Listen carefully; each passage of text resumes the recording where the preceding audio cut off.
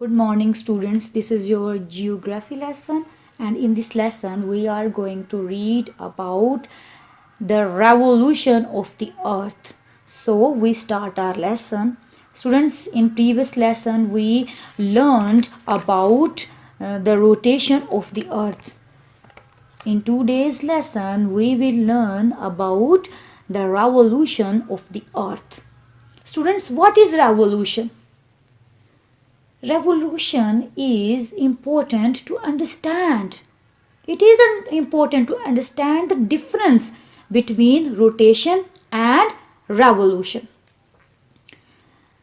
Students, when an object turns around an internal axis, when an object turns around an internal axis, like the earth turns around its axis, it is called a rotation. When an object circles an external axis, like the earth circles the sun, it is called a revolution. Students, we can say the movement of the earth around the sun in a fixed path is called a revolution. The movement of the earth around the sun in a fixed path is called a revolution. The earth revolves from west to east in the anti-clockwise direction. The earth completes one revolution around the sun in 1 year. Students, it is very important to understand the basic difference between rotation and revolution. Students, here is a table. You can understand the difference between rotation and revolution. What is rotation? Rotation of the earth is its turning on its axis.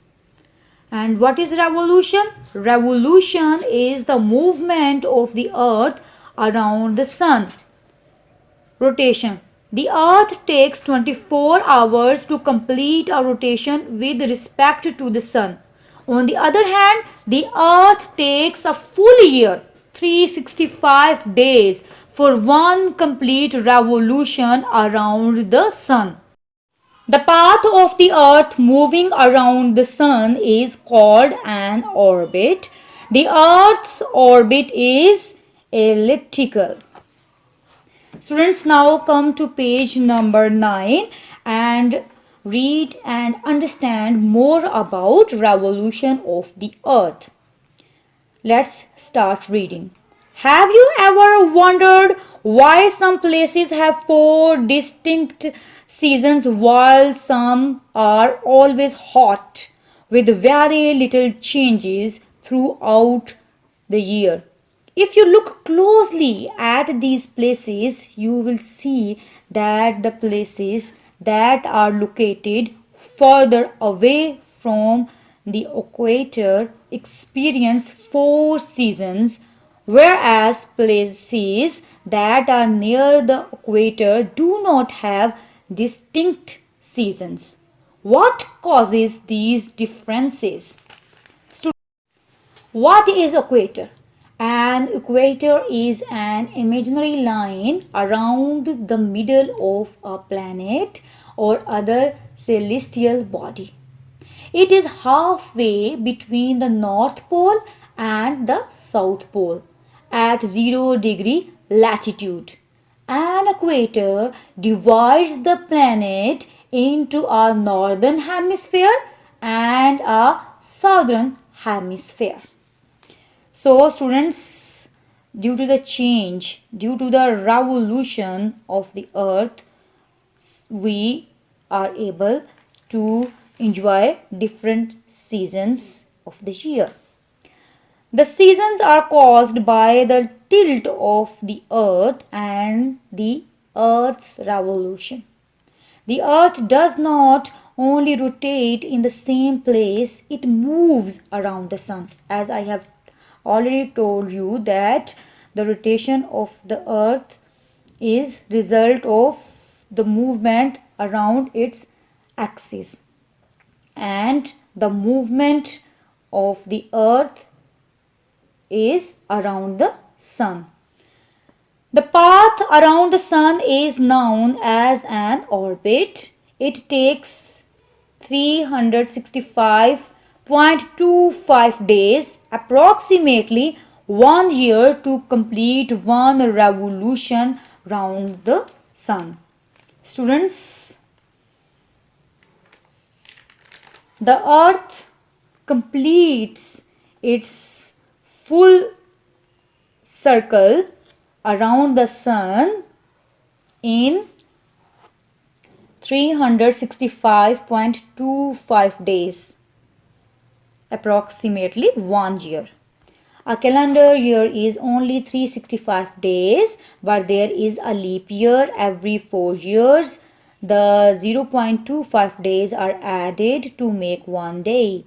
The extra day is added to the end of February, giving it 29 days instead of the usual 28 days. Hence, in a leap year, there are 29 days in February. How many days are here in the month of February? There are 29 days in February. The earth is divided into two halves called hemispheres. Students, as I have told you already, that an equator divides the planet into a northern hemisphere and a southern hemisphere. So, the division is called hemisphere. When the earth is divided into two halves, these halves are called hemispheres. When one hemisphere leans more towards the sun, it receives more direct sunlight, while the other hemisphere receives less direct sunlight. As you can see, if the part that is more close to the sun, that face more sunlight, and the part that is far away from the sun, that is less dark, that receives less sunlight. Now come to page number 10. Direct and indirect sunlight on the surface of the earth. In figure 2.5, the sunlight falls on the surface at an angle. It is spread over a larger area. The sunlight is less intense and less hot.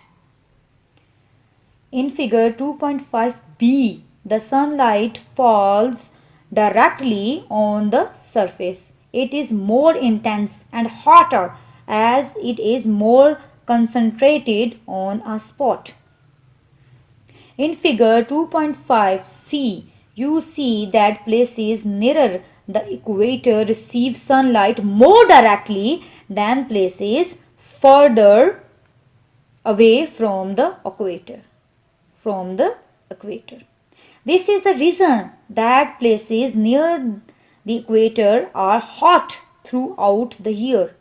Places that are further away have lower temperatures and distinct seasons due to the angle at which the sunlight falls on the surface and the revolution of the earth.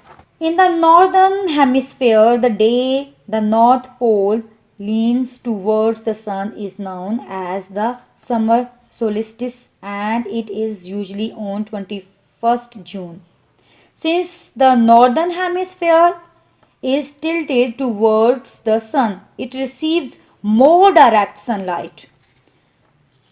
Places in the northern hemisphere will have longer day. The places in the northern hemisphere will have longer day than places in the southern hemisphere. You see in figure 2.6 that places near the equator have equal hours of day and night, that is 12 hours of day and 12 hours of night. As you move away from the equator towards the North Pole, the day is longer than the night. Nearer the North Pole, the sun never sets. Where the sun never sets? Nearer the North Pole, the sun never sets. In the southern hemisphere, however, as you move towards the South Pole, the night becomes longer than the day. In the southern hemisphere, however, as you move towards the South Pole, the night becomes longer than the day. It will be winter in the southern hemisphere when it is summer in the northern hemisphere. Notice that the southern hemisphere is leaning away from the sun. Students, places near the equator experience little seasonal variation. They have about the same amount of daylight and darkness throughout the year. These places remain warm year round. Near the equator region typically have alternating rainy and dry seasons. And in June, when the northern hemisphere is tilted toward the sun's rays hit it for a greater part of the day than in winter. This means it gets more hours of daylight. In December, when the north hemisphere is tilted away from the sun with fewer hours of daylight. The seasons in the northern hemisphere are the opposite of those in the southern hemisphere. In the northern hemisphere, winter generally begins on December 21st or 22nd. This is the winter solstice, the day of the year with the shortest period of daylight. Summer begins on June 20 or 21st. The summer solstice, which has the most daylight of any day in the year.